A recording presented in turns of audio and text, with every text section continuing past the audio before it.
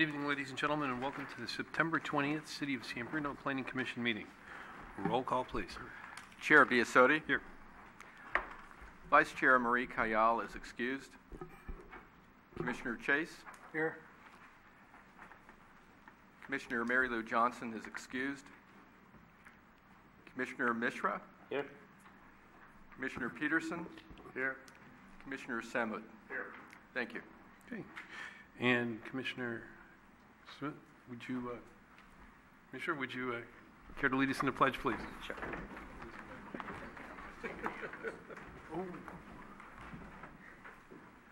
I pledge allegiance to the flag of the United States of America and to the republic for which it stands, one nation, under God, indivisible, with liberty and justice for all.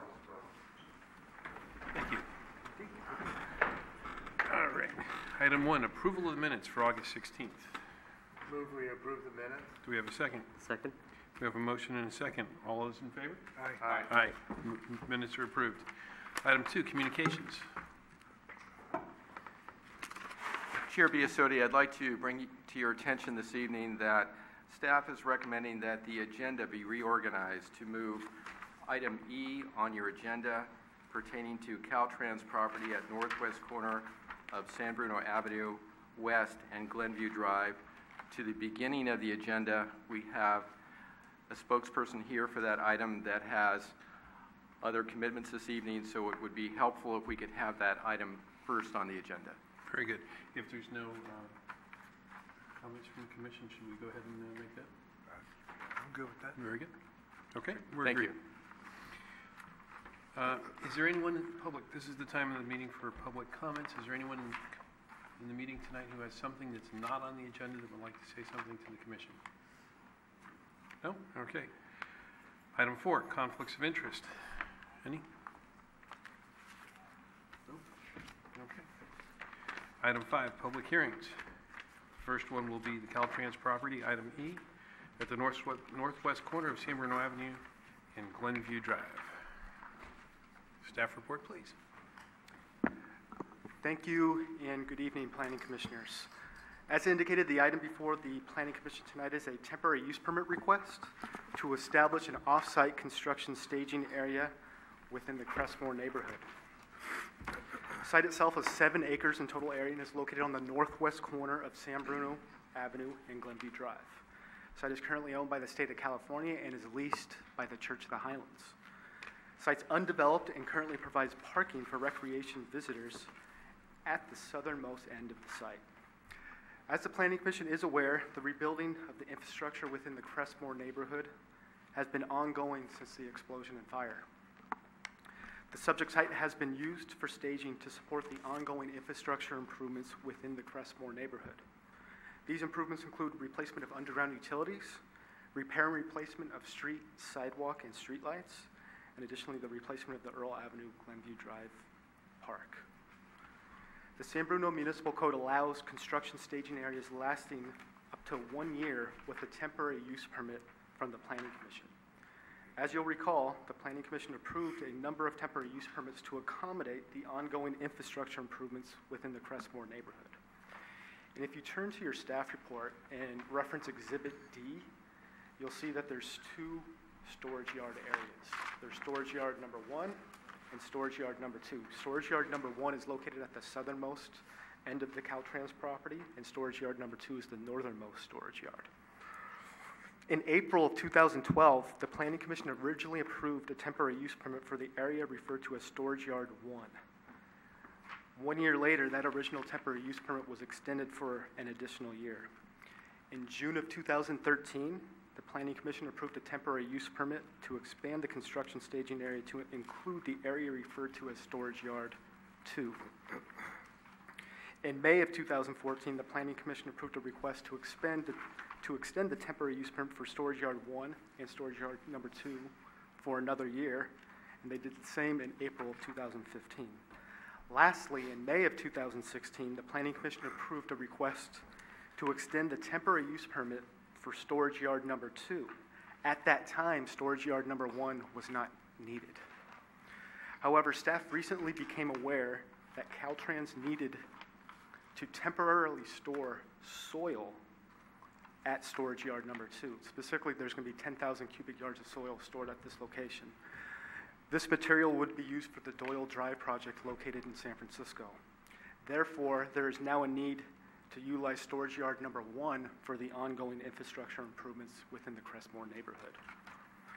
The ongoing infrastructure improvements are anticipated to begin in October of 2016 and would last through fall of 2017.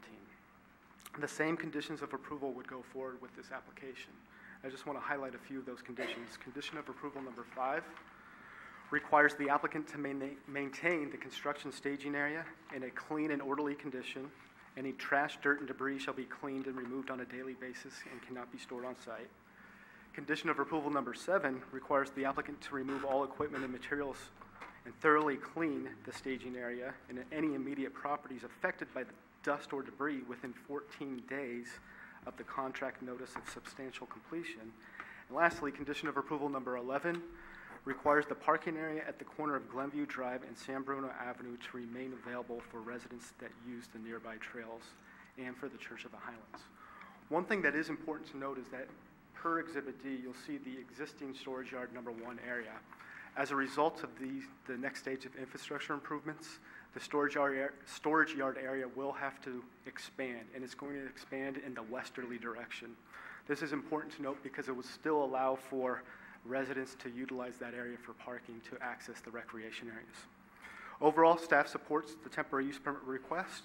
We would recommend that the Planning Commission approve the request subject to the findings and conditions of approval within the staff report.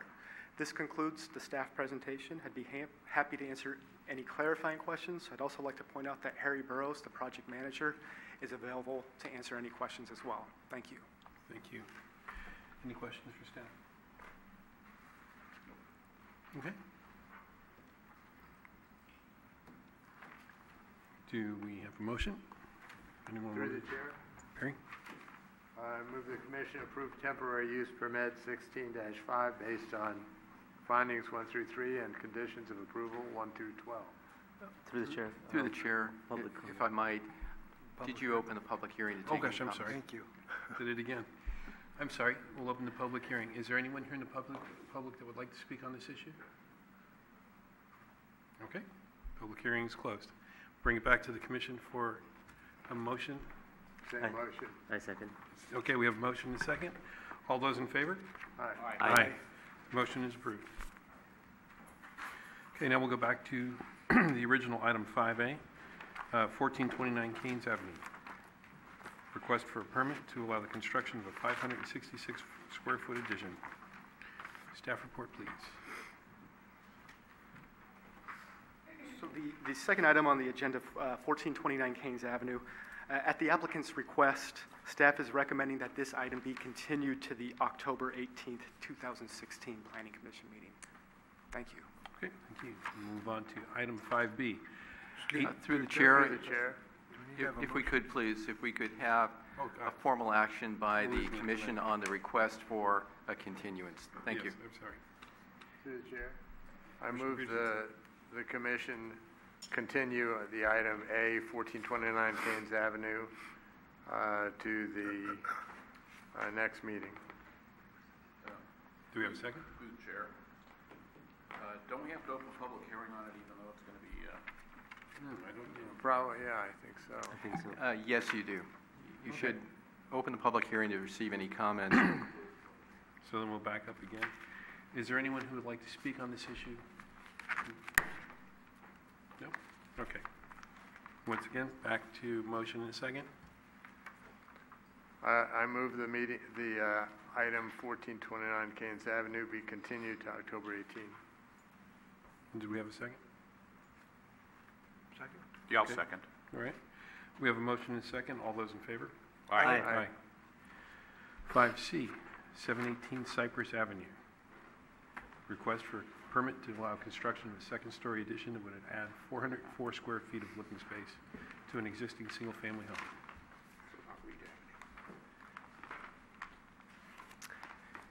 Thank you, Commissioners. So This is a request for use permit to allow the construction of a second-story addition that would add 404 square feet of living area to the existing single-family home. The applicant is proposing a second-story addition and a 116 square foot deck to the rear of the home. The project, I'm just going to kind of break it down into three components based on what the use permit is for. First, addressing the proposed living area. Staff found in our analysis that the second-story addition's primary purpose is to add a master bedroom and bathroom along with a rear-facing deck. And the reason why staff found no issues with the proposed expansion of living area is that we found that the total count of 4 bedrooms and 2.5 bathrooms should be sufficient for a one-car garage. We visited the site, found that there's a curb cut running the width of the driveway, which is approximately 17 feet. We confirmed with the owner that it could allow 2 smaller cars to park in the driveway, and staff found that the addition would not be expected to result in additional occupants, which is generally associated with greater parking demand. And lastly, the neighborhood has greater street parking relative to other neighborhoods in the city. And I guess one last item is that we did not receive any public comments on this item after we noticed for the Planning Commission hearing.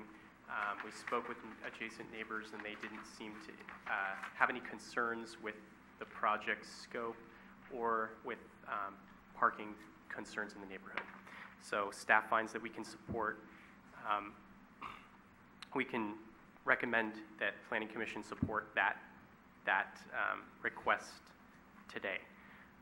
Secondly, looking at the gross floor area increase, as staff did our analysis, we found that the proposed addition integrates well into the existing single-family home. It conforms with the residential design guidelines. There were a couple architectural comments that we wanted to address that were addressed between the architectural review hearing and the Planning Commission hearing. First being changing the roof style. The first proposal that came before staff and went to the architectural review committee hearing was had a gambrel roof proposed for the second story. As you can see on the proposed elevations, they've worked with staff on a compromise that incorporates a hip and gable combination roof, front-facing hip roof and rear-facing gable. And again, just wanted to comment that we didn't receive any public comments back on the design of the project either. Staff was able to find that with the proposed combination roof that it does integrate with the rest of the home. We also had asked for 4 additional items to scale back the width of the balcony by 10 feet from the adjacent property. And this addresses the concern for the third item that the applicant is requesting a use permit for, which is second-story balconies. So they addressed that comment by bringing the balcony back 10 feet from the edge of the first-story wall, putting in louvered slats and raising up the railings to 5'6" to mitigate any privacy concerns for adjacent neighbors. And then for item number 3 that you can see on page 2 of the staff report here, switching the translucent windows to obscured on the plans. Actually, they ended up switching the windows out of the second story facing their neighbors, and they're going to rely on windows to the rear of the home to provide for light for the new master bedroom instead. So that satisfies that condition well. The one window that is on that elevation is going to be above eye level. Condition number 4, adding one or more visual relief elements to the north or left side of the addition. They did that by adding a belly band and an additional window. And item number 5, minimizing the prominence of the garage door. They added a carriage-style door to the garage. So overall, for this project, given that we didn't receive any public comments against the project or having any complaints with the project, and given the staff analysis that I've presented to you today, staff recommends that the Planning Commission approve this request for a use permit based on findings 1 through 6 and subject to conditions of approval 1 through 28. Happy to answer any questions you might have. This concludes my staff report. Thank you. Any questions for staff? Through the chair. Commissioner Peterson? Since there are substantial amounts of attic in this structure in the new plan, and people are converting space to habitable space whenever you can anywhere near fit in it, did you consider a condition pointing out that the attic is not habitable space and shall not be used as such? So to my knowledge, I don't believe that there's a condition in there that currently says that for the proposed, for the attic. But it's something that staff could be favorable towards. And if I could comment on that, I think that the staff position on that would be, you could recommend a condition be added. I would suggest, though, that it be worded such that the attic space, if desired for expanded use, be considered through the city's permitting process, and that all required approvals and permits be obtained in advance of using that area for habitable space. Through the chair, what is the height in that attic? I mean, it has to be 7'6", isn't it? If I'm not mistaken, something like that to be habitable? 7'6" is for habitable space, Right. and the staff report says it's not that. So it wouldn't be habitable to begin with, correct? It probably wouldn't meet minimum requirements. I think the important thing is to put people on notice that in order to do any sort of expansion of habitable space, including any attic area, they would need to obtain any permits and approvals to do so. So if they don't meet minimum requirements, they would not obtain permits and approvals. But if the desire of the commission is to provide some notice to the applicant that this area is not to be used as habitable space unless required permits and approvals are received, we could add that condition. And that's really at your direction. Yeah, through the chair. Yeah, I think I've been on this commission about 20 years or so, and I've never, to my recollection, heard a condition of approval regarding habitable attic space. I don't really, I kind of don't understand where that's coming from. We've had issues with underground basement habitable space. I never, that I can remember, had anything to do with the attic habitable space. I just don't see the need to put that in. Through the chair, I can explain my Please do. comments on that. I know that there's been code enforcement on this issue on expansions that the commission has approved in the last 10 years in 2 locations. That they're not habitable space, but people were using them as habitable space. Through the chair. Then I would assume then that the planning department would then make that a kind of boilerplate on all additions. I just don't see the purpose of picking something every once in a while that we're going to put that on. Through the chair, if I could, I would tend to agree with that. That has not been a standard condition. Typically, if somebody does something without permits, it becomes a code enforcement matter.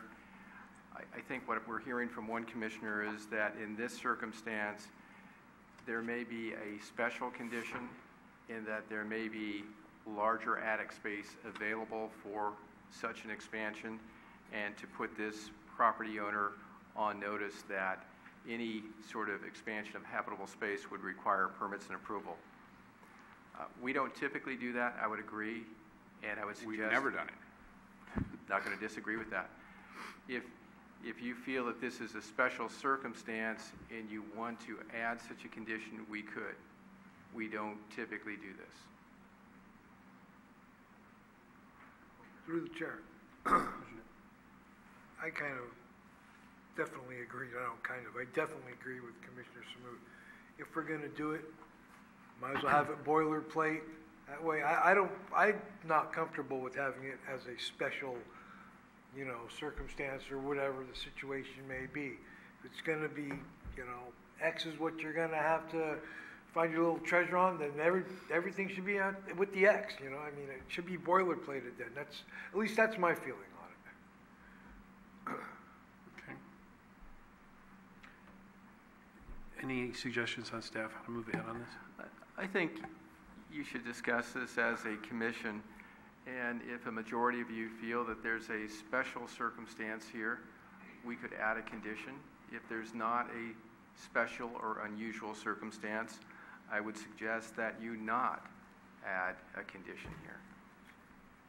Commissioner Mishra, would you like to?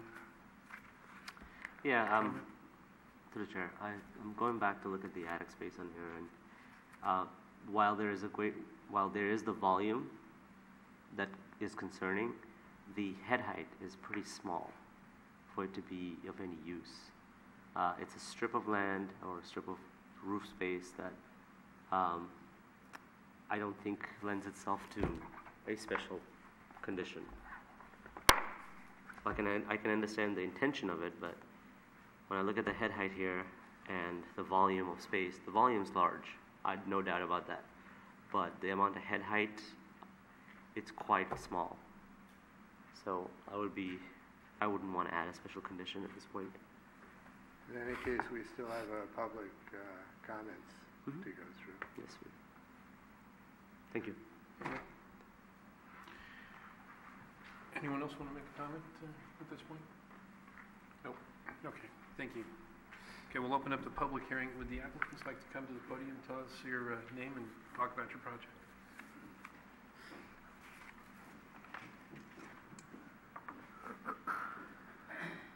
Good evening, gentlemen. My name is Michael Fellion. I'm the owner of 718 Cypress.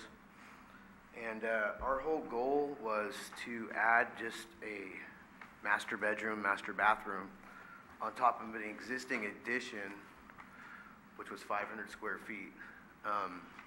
The first proposal we had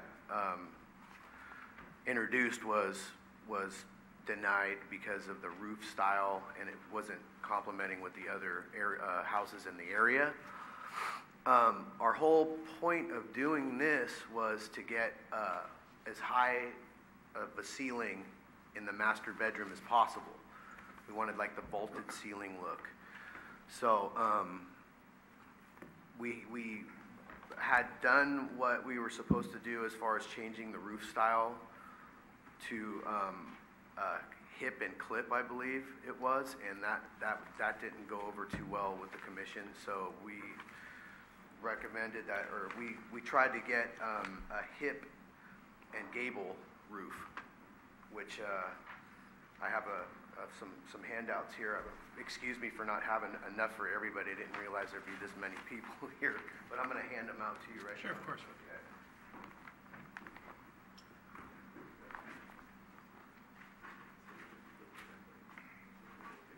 Oh, well, okay. Do you mind if I keep one of those extra? Thank you, sorry. Now, these pictures are houses that are on our block and like adjacent blocks around my actual house in the neighborhood. So, if you could take a look through each couple of pictures that we've got there, you could see that they're combination hip and gable roofs, and the roof form we believe is quite simple. With the hip and a gable combination, which we're trying to work with the city to be approved. And many neighboring projects have also have roof forms with hip and gable roofs, as you can see on the attached photos. Additionally, some of these neighborhood houses appear to have second-floor additions that do not match the same exact roof as their single floor, nor do many of them have hip roofs. But our proposal does actually incorporate the use of a hip roof, which reduces the visual impact. The gable portion is over 60 feet away from the street, where 90% of the other houses we have pictures of are 20 feet away from the street. So the actual visual part of the second story is very far back. So it's not really in view as much as the other homes where it's 20 feet away from the street. Now, we presume that the houses in the photos were also subject and met the guidelines, and we think that our project alone does meet the guideline, but upon further view with the context of the neighborhood also meets the guidelines. And we're hoping that you could please approve these plans, as this would actually be, just nothing but time and money, for our architects to keep changing plans. I mean, they're not here tonight, obviously, because they would have charged us more money to come. So with the attic space going I'm really not too clear on how that would be an issue at this point, because we're going to plan on removing the attic in the back area and building up. And the front of it would be a gable, so there would be no attic space whatsoever in our proposed add-on. So, I mean, other than that, I think that, the pictures don't lie, so the whole neighborhood kind of has a combination gable, hip, roof, and we're hoping that we could get that approved this evening or in the soon future. Is there any questions that I can answer, or? Through the chair? Please. Yep. Michael, are you aware with all the conditions of approvals, and do you agree with them? Yes. Okay, thank you. Through the chair, if I could, I just want to clarify that as this item was called up, this was called up for 718 Cypress Avenue. Mm-hmm. And that kind of went over one item on the agenda. So I want to make sure that we're all on the same page in terms of the item that we're reviewing at this point. We're reviewing 718 Cypress Avenue, and we'll need to come back to 811 Reed, correct? Thank you. Any questions for the applicant? Okay, thank you. Thank you. Is there anyone else in the public here that would like to speak on this issue? Or I just feel that they you need want to step to the podium?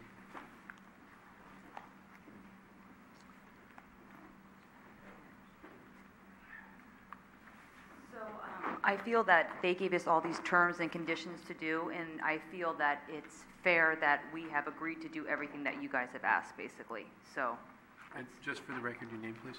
Stephanie Fellion, I'm Thank his you. wife. So basically, that's all I wanted to say is that we've done everything from garage door to everything you guys have asked us to do. So that was it. Thank you. Okay, is there anyone else in the public who would like to speak? Okay, we'll close the public hearing and bring it back to the commission. Through the chair? Commissioner Samou? Yep. Okay, I'd like to make the motion that we approve use permit 16-014 based on findings 1 through 6 and subject to conditions of approval 1 through 28. Do we have a second?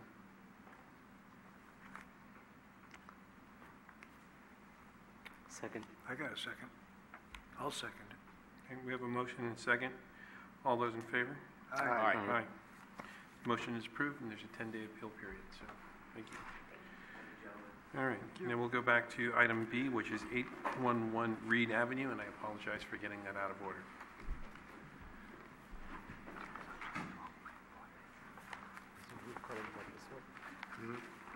Staff report, please. I don't know how that happened.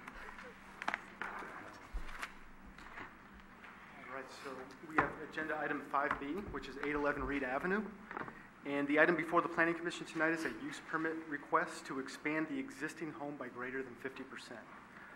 The site is located on the south side of Reed Avenue and is currently developed with a one-story, single-family dwelling. The existing home contains 986 square feet of living area, which includes 2 bedrooms, 1 bathroom, a living room, dining room, a kitchen, plus an attached 262 square foot one-car garage. The applicant is proposing a 786 square foot ground floor addition to the rear of the existing home. The addition would contain a new family room, a remodeled and relocated kitchen, as well as a new master bedroom and master bathroom. The family room would also include a vaulted ceiling, which corresponds to a 12-foot ceiling height. If approved and constructed, this would be a 3-bedroom, 2-bathroom home with 1,743 square feet of living space and a 273 square foot one-car garage. The project was reviewed by the Architectural Review Committee at the August 11th, 2016 meeting. At that meeting, the Architectural Review Committee forwarded the project onto the Planning Commission with a few recommendations. Those recommendations were to include drought-tolerant landscaping in the front yard, to relocate the detached accessory structure outside of the 5-foot public utility easement, as well as incorporating certain updates to the project data chart and throughout the entire plans. Those plans were updated to address those comments. One thing I would like to note is that staff and the Architectural Review Committee recommended that wood window trim be incorporated on all proposed windows, thereby matching the existing windows. The project architect does not agree with this recommendation and did not update the plans accordingly. As proposed, a use permit is required for exceeding the 50% threshold, and the addition results in a 50% expansion. The proposal meets all other development standards of the R1 zoning district. Specifically, the proposal meets the floor area, lot coverage, setbacks, and height requirements. Staff finds that the proposal is consistent with the design and scale of the surrounding residential neighborhood, which primarily consists of 1 and some 2-story single-family homes. Additionally, staff finds that the addition complies with the residential design guidelines. Specifically, fiber cement horizontal siding is proposed along the base of the addition, and textured stucco finish is proposed just above that fiber cement base. Along the rear elevation, the gable end would incorporate reclaimed wood siding from the existing home. Regarding the window trim, as noted, staff and the Architectural Review Committee recommended that the proposed windows incorporate wood window trim. The residential design guidelines specify that windows that lack a recess from the face of the wall with no window trim should be avoided. The residential design guidelines also indicate that wood trim is encouraged on stucco homes. Therefore, staff continues to recommend that wood window trim be incorporated for all proposed windows, and staff would encourage the Planning Commission to incorporate an additional condition of approval, which would read as follows. Wood window trim shall be incorporated for all proposed windows. A separate window trim detail shall be submitted at the time of building permit submittal. Staff did notify all property owners within 300 feet of the subject property, and we have not received any comments regarding this project. With that, staff would recommend that the Planning Commission approve the use permit request subject to findings 1 through 6 and conditions of approval 1 through 26 with the additional condition regarding window trim. I'd be happy to answer any clarifying questions that you have. Thank you. Thank you, Matt. Any questions for staff? Nope? Okay. Thank you. We'll open up the public comment, and would the applicant like to step to the podium and talk about your project, please?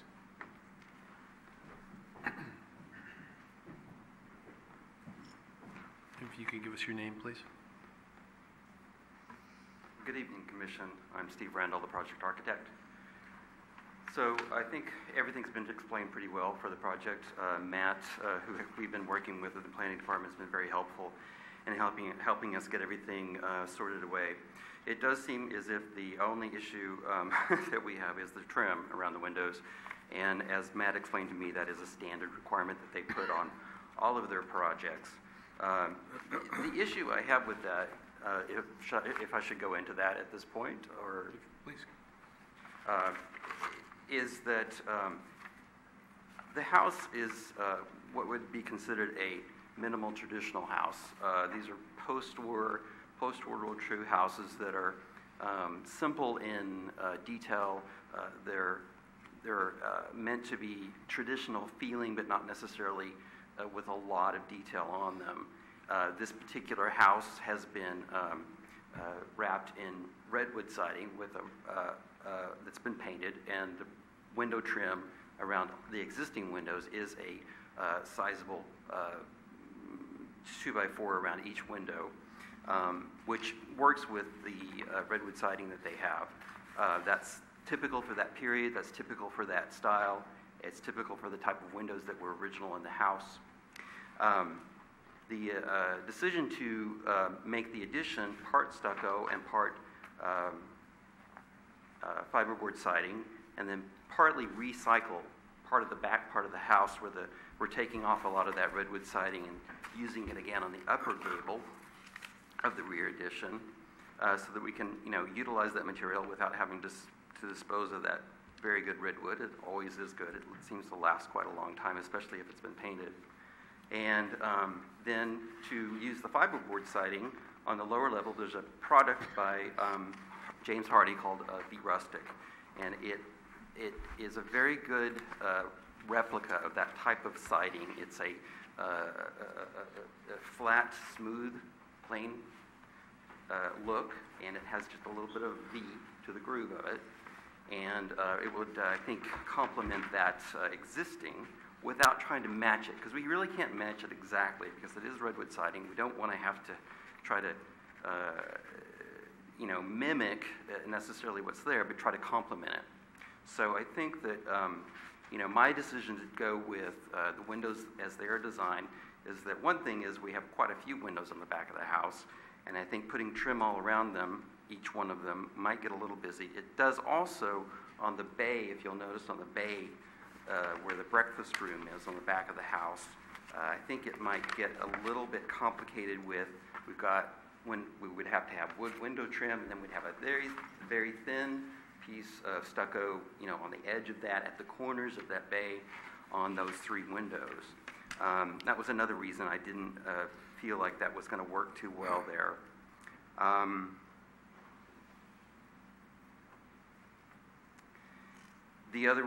One of the other reasons is, I feel like, we're trying to build these houses with more green consciousness, and if we use wood trim, that's another product that is not, it's a renewable resource, but it's also, one that is, less desirable in the green movement.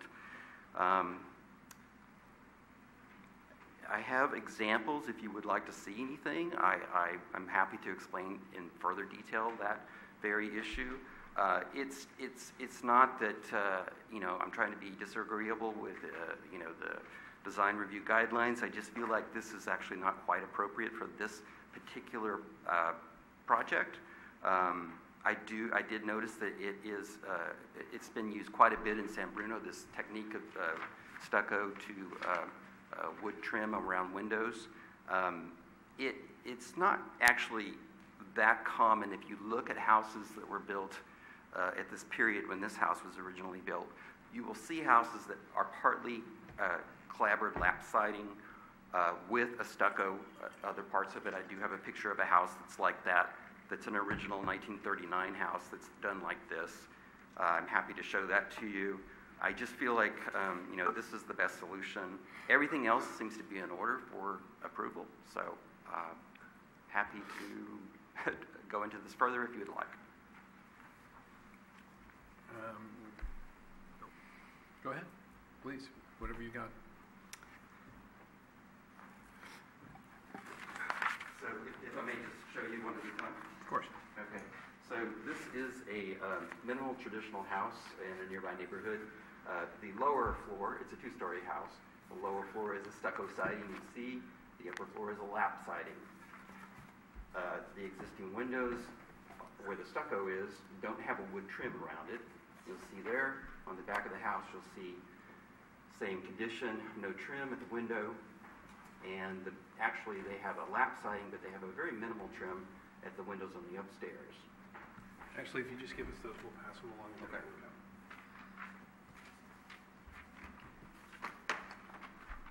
Good, right over here. Okay. Thank you.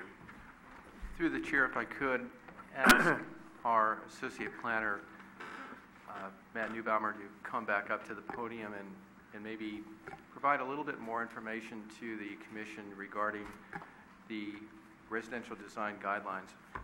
I would be interested in seeing what options there may be in conversation with the architect to provide some appropriate trim to better accent these windows.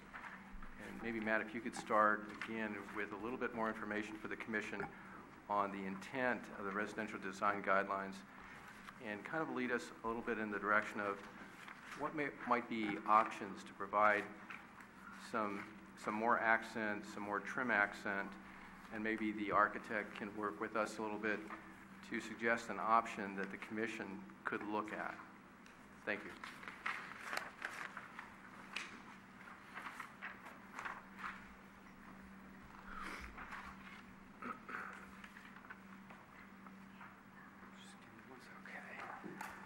All right, so in coming up with this recommendation, staff's overall goal is for the proposed window trim to match the existing window trim in terms of overall style and appearance. And this would be consistent with other recommendations that staff has made consistently over the years since the incorporation of the residential design guidelines. There is a section regarding window trim within the design guidelines. Section 3.8.4 states, avoid windows that lack a recess from the face of the wall and have little or no trim at the jambs, heads, and sills. Additionally, that specific section goes on to state, wood trim is also encouraged on stucco houses unless the window frames are recessed at least 3 inches from the outside face of the wall. So in this particular instance, there are some different options for the commission to discuss. Option 1 would be to go ahead with staff's recommendation and to require wood window trim on all proposed windows, thereby matching the existing window trim, and staff would favor this option. Another possible option for consideration would be to recess the windows against the stucco finish, and the guidelines go on to, again, state that the windows should be recessed at least 3 inches. Another possible option would be to incorporate a stucco foam trim, which is discouraged by the residential design guidelines, but that should be on the table for consideration. Lastly, this is an extreme option, but it could be to move away from the stucco finish and incorporate horizontal hardy board along all exterior elevations. Therefore, they could incorporate a hardy trim as well. So I would say those are the 4 options for the Planning Commission to consider.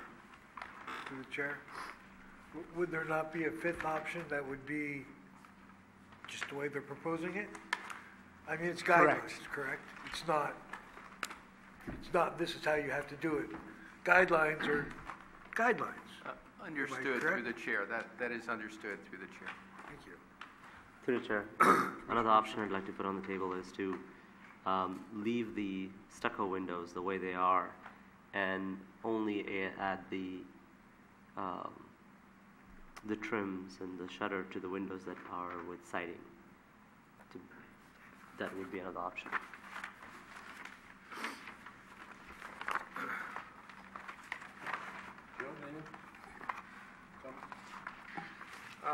Yeah, Matt, did I hear correctly that you said stucco trim is not acceptable? Well, per the residential design guidelines, the use of stucco-covered foam trim is strongly discouraged. However, high-density painted foam trim would be something for the commission to consider. Okay, I'm sorry, I misunderstood you. I didn't realize you're talking about foam. I thought you were talking about the small redwood stucco molding. Got it. Okay, thanks. Okay. Since we're still in the public comment part of the meeting. And then through the chair, if the architect may have some thoughts or comments based on what staff just presented that could be of interest. Yes, thank you. Sure. I have one other example that is from the design review guidelines that does illustrate several houses as examples for guidelines. And in these, happy to show you these as well. There are a couple of examples here where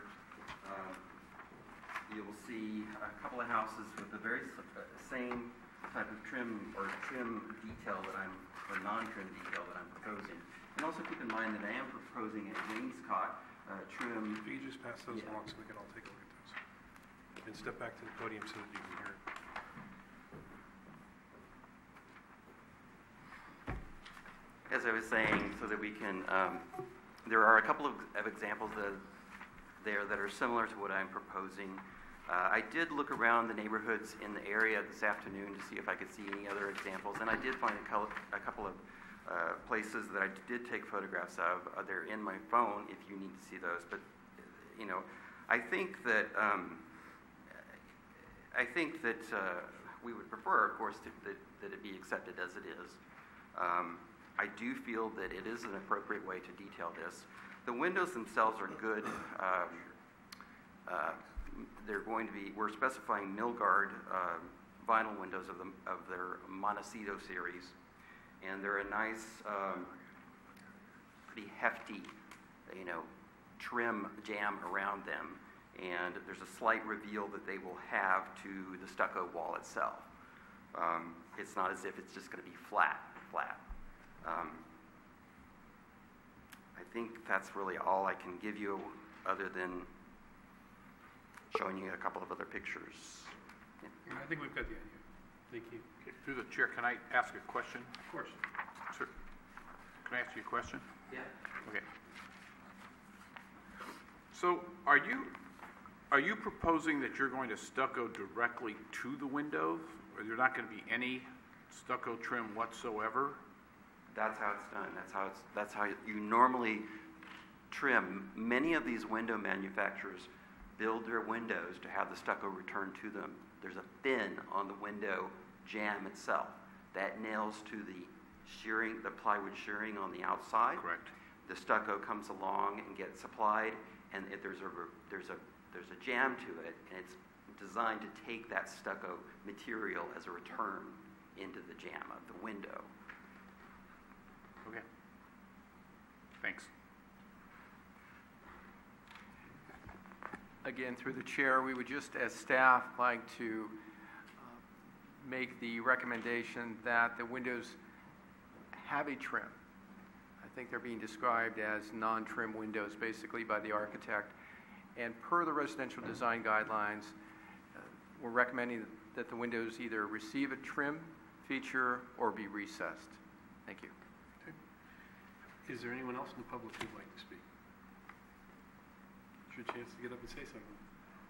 Okay. All right, then we'll close the public comment and bring it back to the commission for conversation, motions.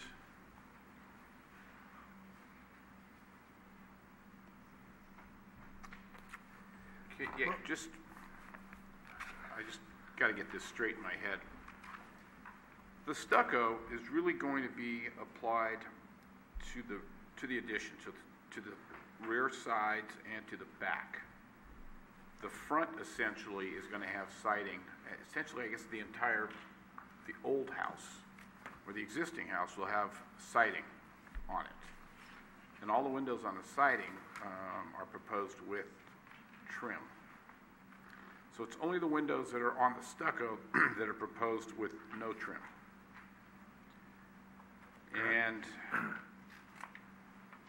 those windows are essentially not seen from the public right away. So if that's the case, I just want to know, is that the case? So that is the case. Thank you. Okay. Makes no sense. Commissioner Mishra, could you restate that again, the suggestion that you had earlier? Through the chair, actually, I forgot, or I misread this piece where it says existing siding. So, Commissioner Samuda is right. The existing casement windows are not being touched. So they already have a trim on them, I believe, from what I see in the image over here. And so the new section is all in stucco. It is different from what the front of the building looks like. Essentially, you do not have to follow the valance and the shutter or trims of what's in the front. It'll just look bad. So I don't agree with putting the same trim that's there right now on the stucco. It'll look horrible.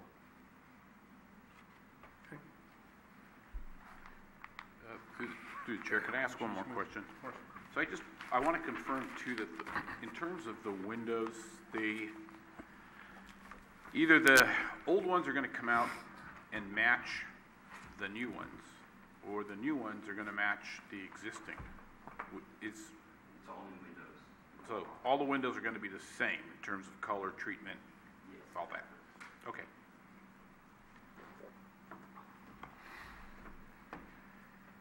Through the chair, Commissioner Jason.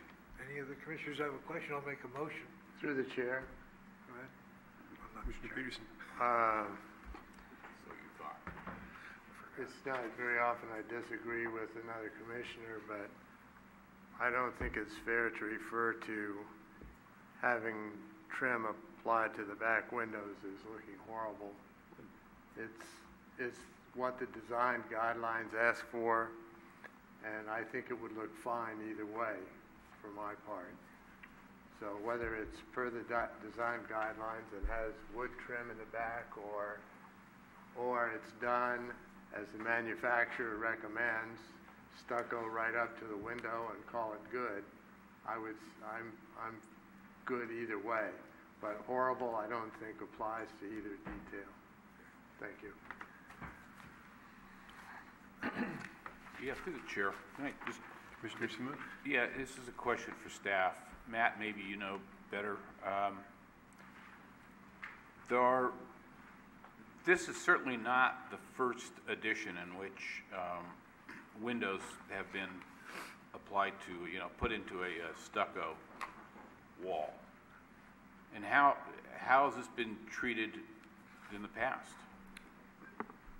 For similar applications, staff has recommended that if a stucco exterior is being utilized, that stucco exterior incorporate wood window trim, and that's per the residential design guidelines.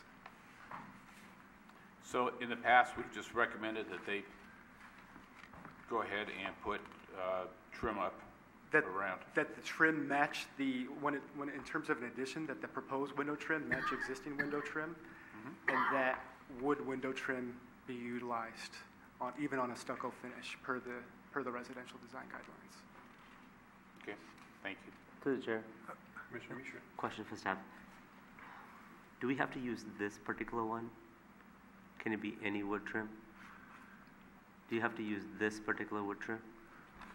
Our intent is for the proposed window trim to match the existing window trim in terms of overall style, materials, and dimensions.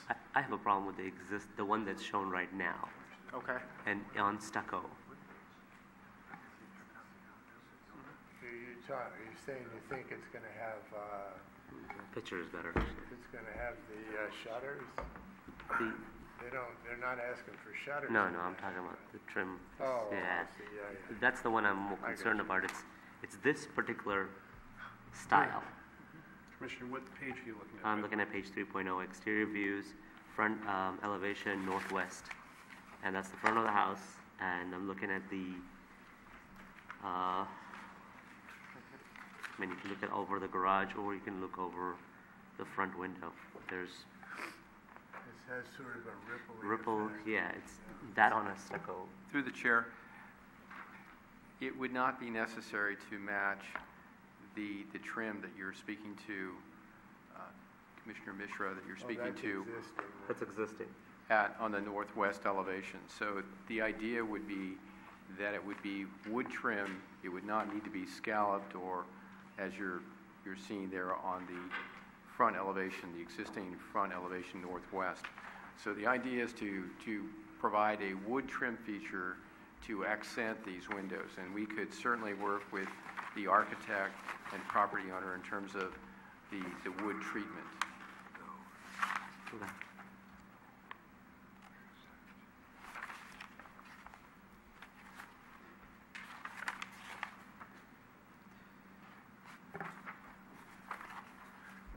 Through the chair, Commissioner Chase. I'm going to make a motion.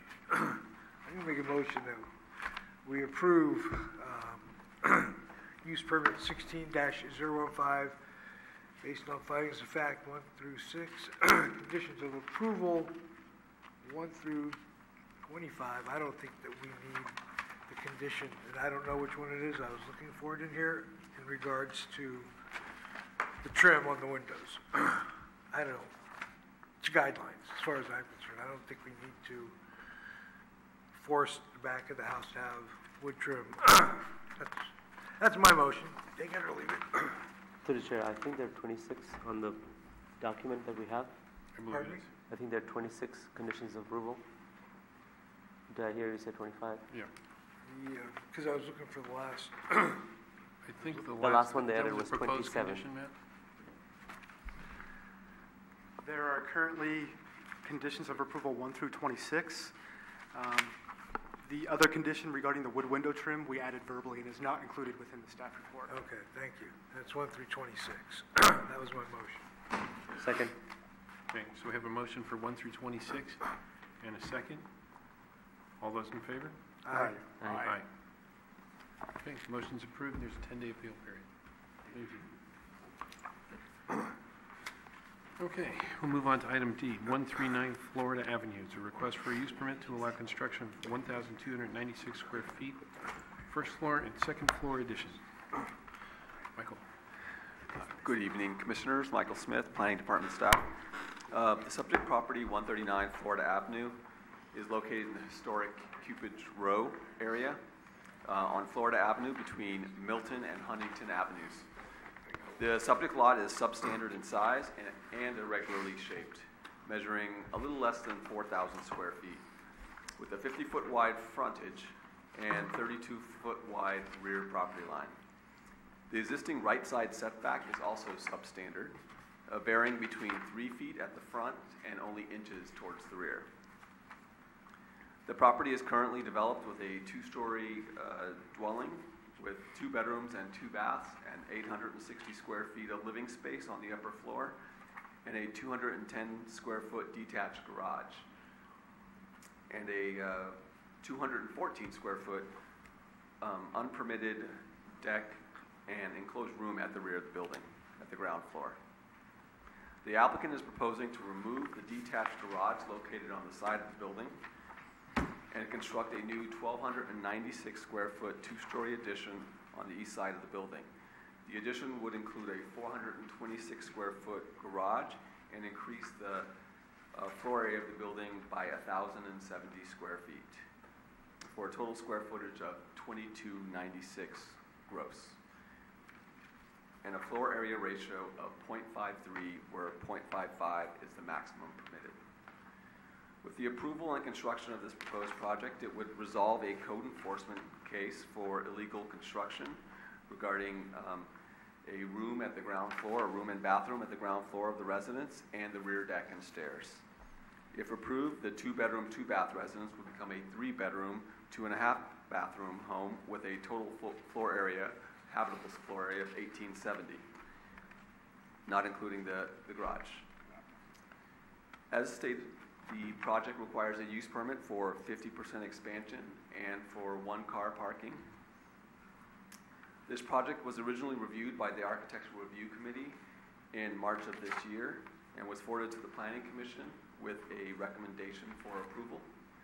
The Planning Commission then reviewed it at its April meeting of this year and voted to return the project back to staff because of unresolved concerns about the close proximity of the existing dwelling to the side property line, and that's the right side property line, and the building's unconventional floor plan that was of concern at that time.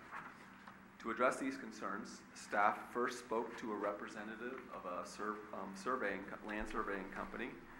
The representative from the company estimated that it would cost approximately $5,000 to survey the property and would require surveying other properties on the subject block. The company in question was very familiar with this neighborhood in describing it as a difficult one to survey because of the irregular shape of the lots and a lack of proper monuments. The job would require resolving the boundaries for multiple lots within the block, which could open up a can of worms, quote unquote, if discrepancies are found. Given this information, staff concluded that the proposed addition does not involve the non-conforming west side of the residence and the high cost of the request for a survey, the possibility of impacting other properties in the process, and the fact that there are similar zero lot line conditions can be found amongst a lot of properties within this neighborhood, that the applicant should not be required to produce a site survey for the subject property. It should also be noted that land surveys are not commonly required for residential additions, even when buildings have zero lot lines conditions. The zoning ordinance allows these legal non-conforming situations to remain with the provision that they not be enlarged in a manner that would increase the degree of nonconformity, which is not the case here. They are not messing with the non-conforming side of the building. They're building to the opposite side of the building. Furthermore, the project would resolve a life safety issue, the removal of the existing windows on the non-conforming right elevation, thereby increasing fire protection. The ARC members reviewed and agreed with staff's explanation regarding this particular issue. So the other issue that was raised at the April Planning Commission meeting was the unusual floor plan that was proposed at that time. The original floor plan, which the commissioners reviewed, had a C-shaped plan, where 2 bedrooms were accessed towards the front of the plan, and 1 bedroom was accessed at the rear of the plan, and it kind of had what I call like a C-shaped flow through it. They thought that this was awkward. There was stairs, a few steps as you circulated from side to side in that C. So to respond to the Commission's concerns regarding the original floor plan, the applicant reduced the size of the proposed ensuite baths on the left-hand side of the floor plan that you see before you to create an L-shaped hallway connecting all the bedrooms on the left side of the plan. And the ARC members reviewed this plan and also supported the revised layout. So now the plan before you shows that all the bedrooms are accessed off of the same hallway, and those are all now kind of on the left-hand side of the plan.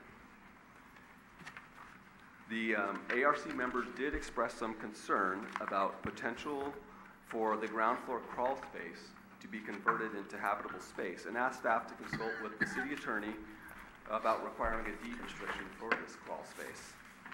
The applicant was amenable to the deed restriction requirement, which has been included as a condition of approval number 9. The addition would tie in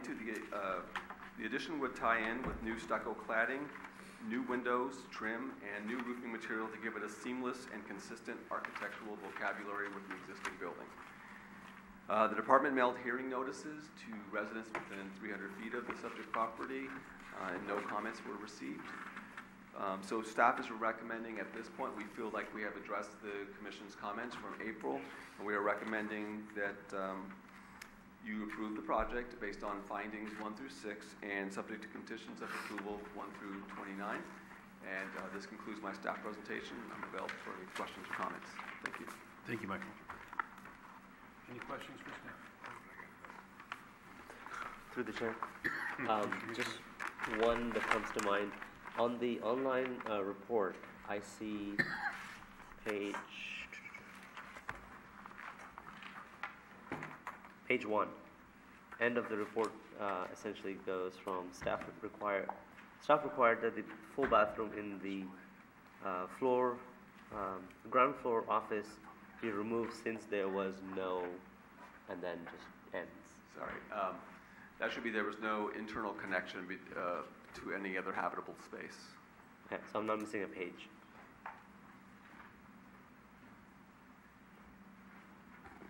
I'm sorry, that was a question. I'm not missing a page. I'm just missing a sentence. Okay, Yeah. thanks. Through the chair. Commissioner Peterson. On page 2, in the third paragraph, it says,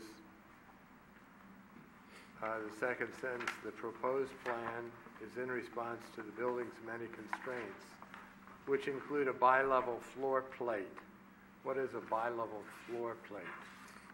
So I was trying to go into that a little bit earlier, but so most buildings have consistent floor plates throughout the main living level. This building has a existing step up to one of the bedrooms above towards the front of the building. So that you have essentially 2 floor plates, and albeit one is only, so the floor plate beneath that bedroom is slightly higher than the rest of the house floor. The rest of the floor. So you mean a bi-level floor plan or that might be a better floor way to describe it. configuration, right? What is, how many inches is it? It's a few steps, so I would estimate maybe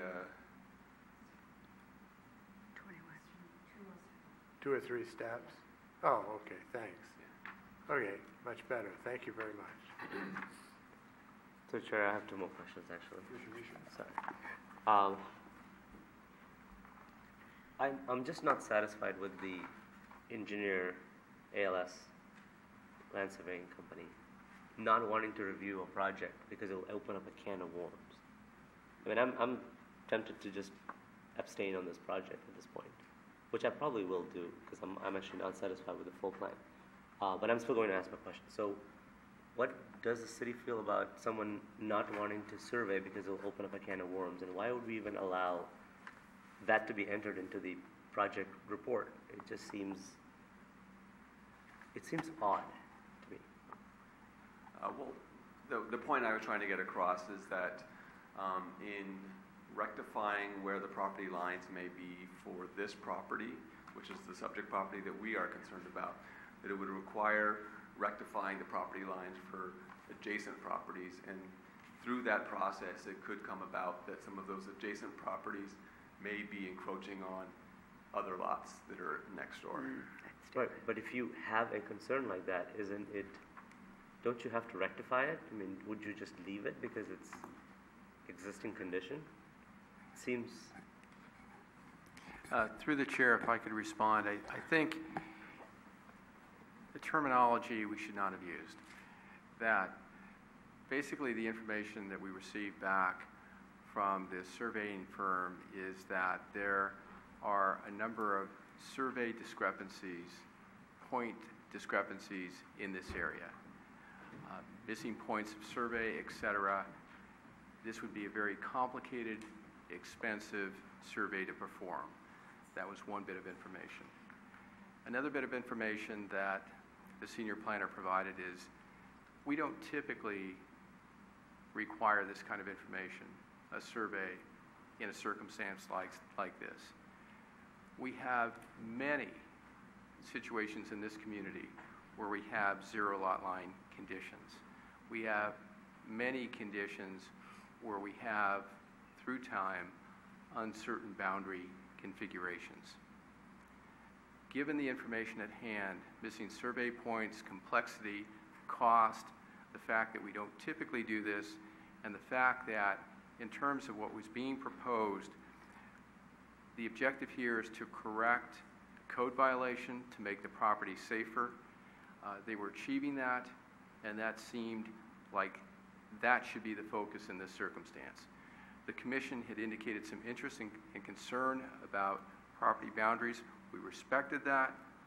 We looked into that. We discovered this information, and we're reporting back to you basically that the focus of this is to correct a code violation, make the property safer. We believe they've done that or are doing that. We don't typically require this kind of survey information.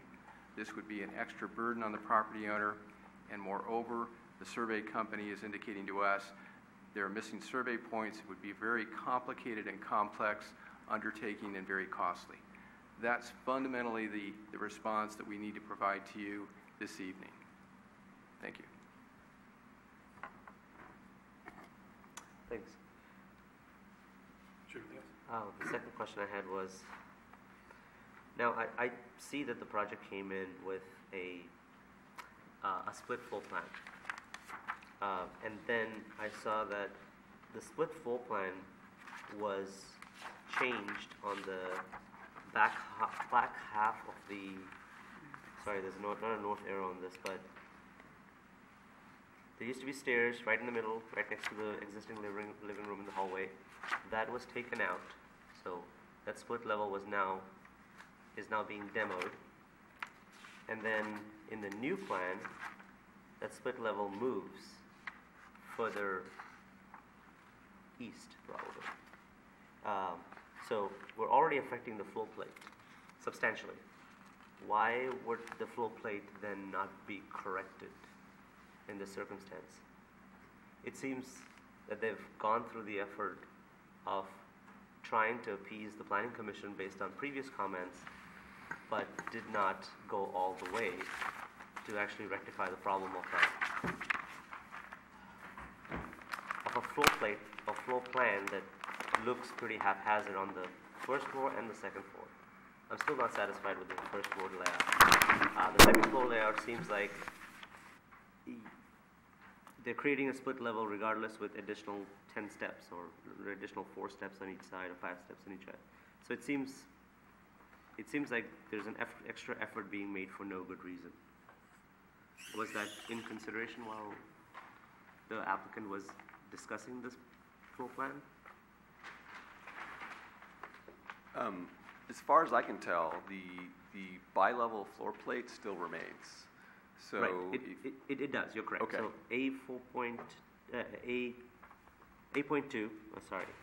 A.1, existing and demolished second floor plan. You'll see that there are stairs currently in between existing and existing bedroom and the hallway. I understand that was taken out, but then if you go to A.3, now you have that bedroom and the back bedroom on the same level. So it seems like you're raising part of the house or raising the floor plate on part of the house anyway, and going through the extra trouble of creating 2 sets of stairs into a space that seems overly complicated and seems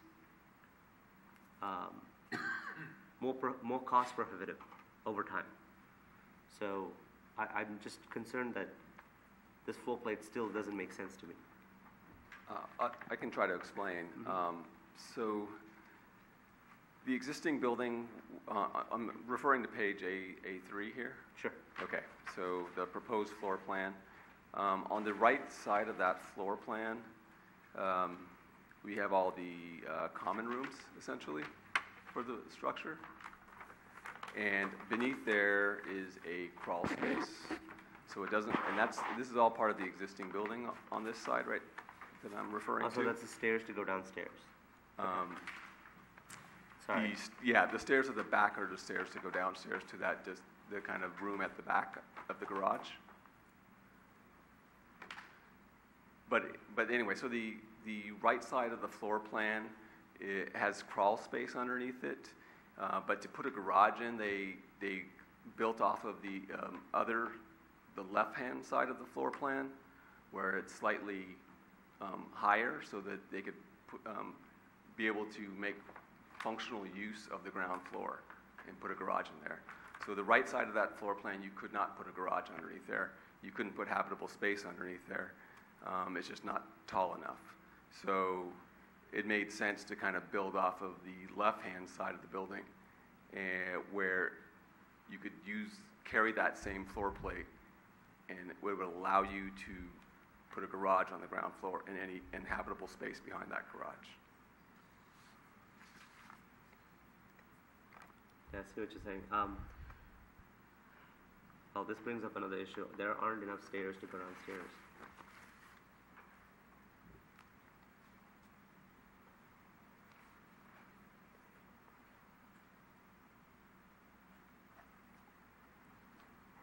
This floor plan needs to be checked. There aren't enough stairs to go downstairs. Through the chair, if I could, in terms of these plans, agreed, Commissioner Mishra, you're identifying a number of areas in terms of internal circulation concerns. The next step would be to prepare construction documents, construction drawings, and go through a plan check process. So as the design professional develops those construction plans, construction documents, and goes through a thorough plan check and review process through our building division, these kinds of things, the details that you're talking about, would certainly be picked up. Broader circulation issues, the circulation is what's proposed in terms of the details as far as stairwells, meeting minimum requirements, extending to where they need to extend. That would certainly be picked up in construction documents and the plan review and plan check process.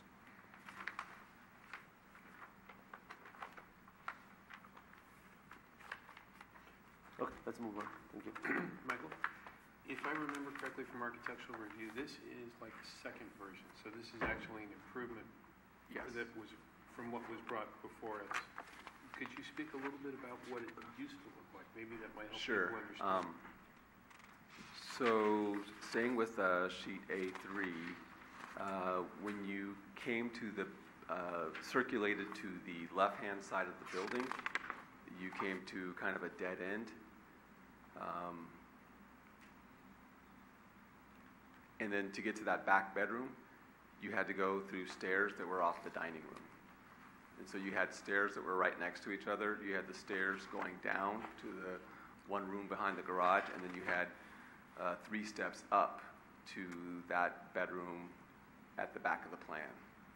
And so what they've done is they've removed those few steps up to that bedroom at the back of the plan and provided a nicer flow with the L-shaped hallway to provide all the bedrooms off that on the left-hand side of the building. And so it just makes more sense that way than to see the disconnected bedroom at the back of the plan and 2 stairways side by side.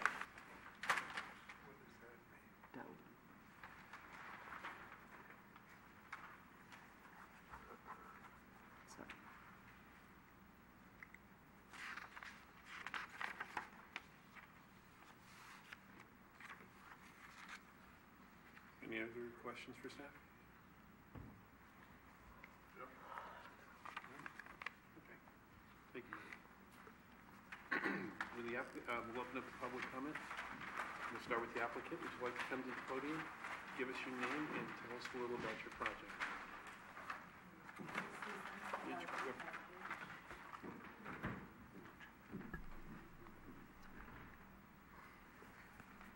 When my client to buy this house, I'm sorry, would you start with your name again, please? Enforcement violation is already there, and we work very hard with the city, try to fix this violation, and we have do whatever you're asking for, try to remove those violation. We close the bathroom downstairs, and also we remove the stair on the real deck. We also closed all the window and on the west side. And this commission, they said that those the 3 floor above, different from the west side of the because the existing 1 bedroom on the A1 is already a 3 stair, is above the all other floors. So what we do is we just move the stair from the backside to the living room there to make it L shape for all the new addition bedroom there. So make it's a better circulation on the plan. So yeah. We already try our best to work very hard with the city, try to remove all those violations. So in this case, we just asking the commission can approve those proposal, and so we can, continue work on to fix those violation there, existing violation. Thank you. Is there anything about the design you'd like to tell us, beyond what you've said already? Because my computer is down tomorrow morning, so I'm still waiting for the computer company to come in to fix my computer. So I didn't have any additional information, something I should bring today. So what I'll use is just all the information Michael sent to me through the email, I think. It's the last Friday there. So yeah, we do really try to fix all of those, existing violation there, work with the city. So we do want to, the commission can approve, at this time, approve this, proposal, so we can, so we can move on to fix all of those, Okay. Two things. We also, the client there also agreed to sign this, the deed restriction, what we talking about the last on the architecture review there. Thank you. And just for the record, could we get your name, because you weren't next to the microphone? My name is Echo Liu. Thank you very much. Through the chair. Commissioner. Question. Are the conditions of approval acceptable to the client? Yeah, the condition is accepted for Thank you. For the client already, and he said he is willing, if the city need to sign those these restriction for the crown space not using for the living space, he's agreed to sign that. Thank you. Okay. Joe? Joe, any questions? No? Thank you very much. Is there anyone else in the public who'd like to speak? No? Okay. So we'll close public comment and we'll move it back to the commission for comments or motions. Through the chair. Commissioner Peterson. I move the commission approve use permit 15-1 with staff recommendations based on findings 1 through 6 and subject to conditions of approval 1 through 29. Do we have a second? I'll second. We have a motion and second. All those in favor? Aye. Aye. Any Abstain, opposed? please. I would like to abstain. Very good. Thank you. So we have 4 ayes and 1 abstention. Any nays? No. Okay. The motion is approved, and there's a 10-day appeal period. Thank you. Okay. That moves to item 6, city staff discussion. So commissioners, at this point, we're looking again for volunteers for the October 13th Architecture Review Committee meeting. Do we have 3 volunteers, please?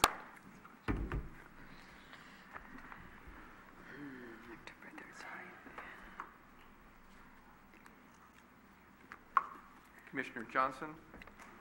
I'd like to confirm that date, though. I'll text you tomorrow or email you tomorrow. I don't have my calendar with me, sorry. So that's a tentative. If you have a meeting Monday or Tuesday, I'll come. I'm in. I'll do it. Chair Biasotti, thank you. One more, please. We'll check in with Commissioner Chase to see if he couldn't join us at that October 13th meeting. Thank you very much. No problem. Planning Commission discussion. Anyone have anything this evening? Yeah, through the chair. About a week or so ago, I, along with a couple other members of this commission, received letters from the city clerk letting us know that our terms were expiring and asking us to fill out an application to renew for another 4-year term. I've decided that I'm not going to do that. It's time to let some new blood, new faces, new ideas come aboard this commission. So I just wanted to let everybody know that I'm not re-upping. Okay. Thank you for that, and thank you for your service. And you're going to pass that information on to the city clerk, or should we do that for you? Pardon me? Should we pass that information on to the city clerk, or have you done that already? I'll pass it on to her. Okay, great. Thank you very much. Through the chair, Commissioner Mishra. Commissioner Sumud took my thunder. I was going to say the same thing. I will not be re-upping this time as well. Thank you, Commissioner. Wow. Through the chair. Commissioner Peterson. You will be? Now I'm going to be here, but I think we're losing two great commissioners. Absolutely. And I feel very privileged to have served with you. Thank you. Thank you. Yeah, and I echo those remarks completely. I acknowledge that as well. Suze, it's been a pleasure. Joe? It's been fun. Through the chair, one other Mr. Peterson. comment. Of course. I'm asking about the famous Plaza project. I've noticed that the developer has managed to lose the majority of the 2016 construction season by no action in the field whatsoever, and I was wondering when there might actually be any action in the field. So an update on the Plaza project. There was a neighborhood meeting, and the neighborhood meeting was held on September 12th, and the developers' representatives provided an overview of the project and the traffic control plan that will go into place shortly.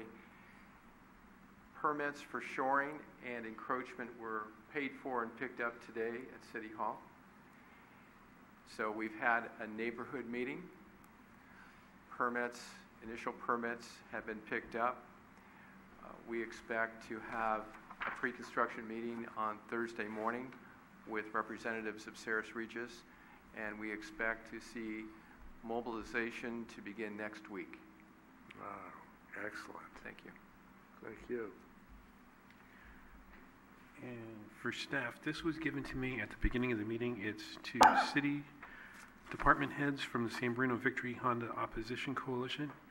I was wondering if I could give this to staff to pass out to the rest of the commission rather than me pass it out. Thank you. Victory what? The Victory Honda site, the Victory Honda site, they were talking about a new structure there. Oh. So this is comments from the neighbors, so it's more appropriate that the staff disperse that to everybody Yeah, great. Thank you. than just to me. Anyone else have anything? Be sorry to see you, Joe. Let's see you go, Joe. You too, Suge. It's been a pleasure. How many years? I don't know. It's how many years, Joe? I think it's been about 20 years or so on Planning Commission, and maybe another 15 or so prior to that on traffic and safety. So it's been about 35 years, I think. Wow. Overall. Wow. Thank you for everything. Yeah, I've gotten old and fat here. Suge, how many years has it been for you, sir? 12. 12 years. Yeah, we started at the same time. All right. Well, if there's no other comments, we're adjourned.